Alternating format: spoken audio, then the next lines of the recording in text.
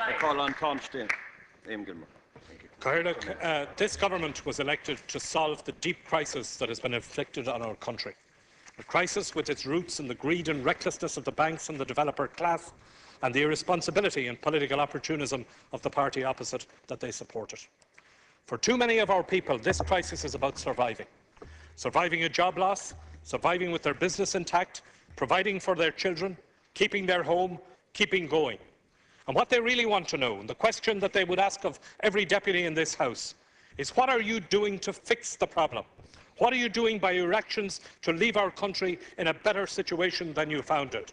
Because that is what every single member of this Dáil was elected to do, not to exploit the problem, but to fix it. And tonight's motion from Sinn Féin is about exploiting the problem. It is not an attempt to be constructive. It is not about an alternative approach. It is sheer political opportunism. But then that's nothing new for Sinn Féin. Only 3 weeks ago, out of the blue, you had a sudden conversion to legislating for the X case, because a tragic case had pushed it to the top of the news. And when the report of the expert group on the ABC judgment was published, a report which outlines the options to achieve a clearer, safer legal framework for pregnant women, Sinn Féin deputies were nowhere to be found. Only three Sinn Féin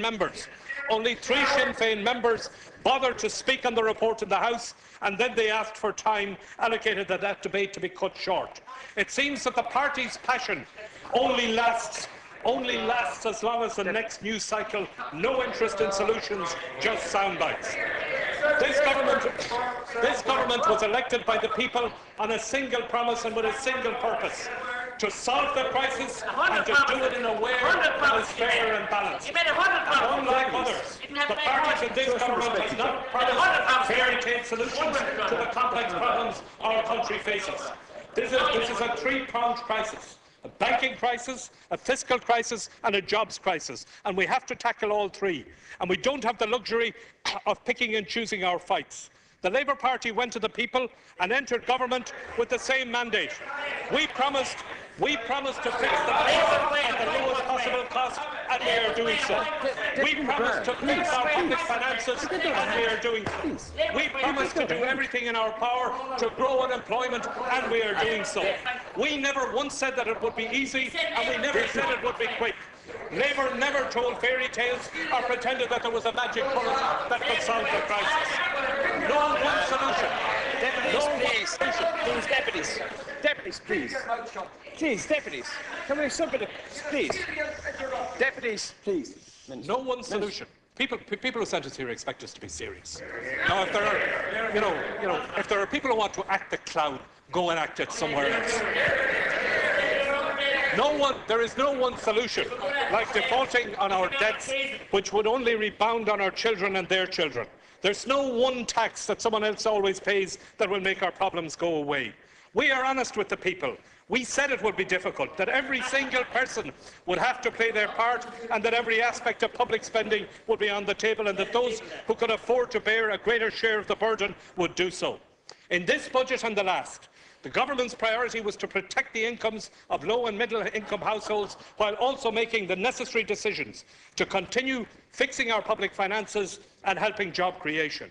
Yes, we have had to cut expenditure, and there's no easy way to do that. Between them, social welfare, health and education account for 80% of government spending, and it's simply wrong to pretend that they can be sheltered from all cuts. But the approach of this government has been realistic and fair.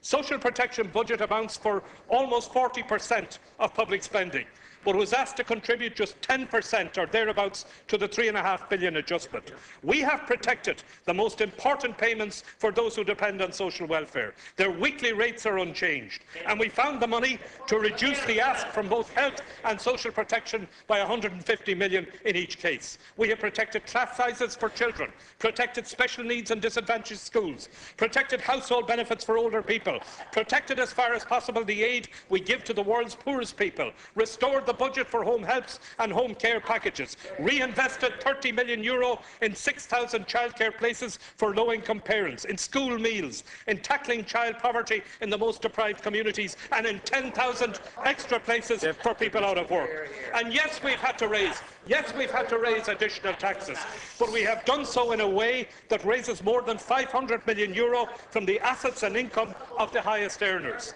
Wealth that isn't captured by the PAYE system that the majority of people pay into, large pension pots, multiple properties, rental income, shared dividends, buying and selling assets, or work from private income streams. That's a €500 million contribution from real wealth that has up to now been lightly taxed, if taxed at all.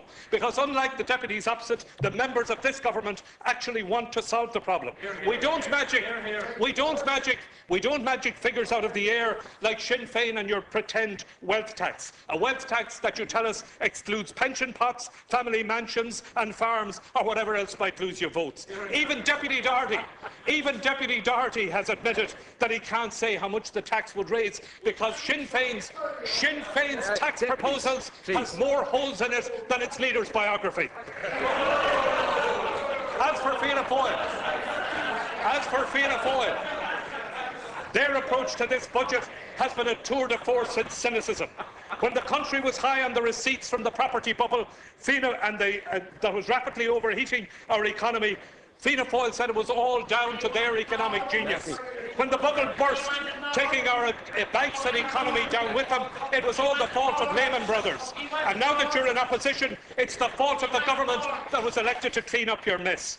If they're scrambled to distance themselves from the promises they made to the Troika, such as a property tax, you've left the last scraps of dignity behind them, exposing the full breadth of your naked self-interest. This government, every one of the members of this government, every one of the men and women who sit on these government benches is in a fight for this reason. We are moving forward day by day, taking the steps that will stabilise our finances, get the economy moving and businesses hiring. Getting us out of the bailout programme, your alternative has us moving backwards. We are taking the decisions that will stop our exchequer hemorrhaging money. You are bottling it. We are laying the foundations for a recovery that will last. You're just playing short-term political games. Let me be clear about one thing. Over the last 20 months, this government has made significant progress, stopping the rot in the banks, getting credit moving again, new initiatives where necessary, restoring our international reputation, seeing foreign investment and jobs return, growing exports, turning our energies to helping people off the dole and into jobs, work experience or training, a stimulus package focused on jobs, health and education, taking a balanced approach to spending while protecting those who need it most and getting more from our public services. We know that the sharp end of this crisis is being felt every day in households in every town, village and suburbs. We will not exaggerate our achievements, but the end is in sight. And when we win this fight, when we say goodbye to the Troika at the end of next year, when our economy is sound and healthy and creating more jobs and more opportunities, it will be the men and women of this government alone who can say that we stood shoulder to shoulder with the Irish people and our country's that we did not falter, or say that the task was too hard, that we didn't measure success.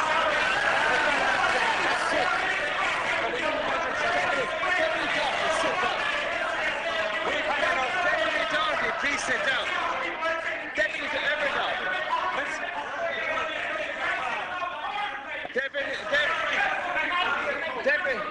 This country has had enough of bullying tactics from Sinn Féin.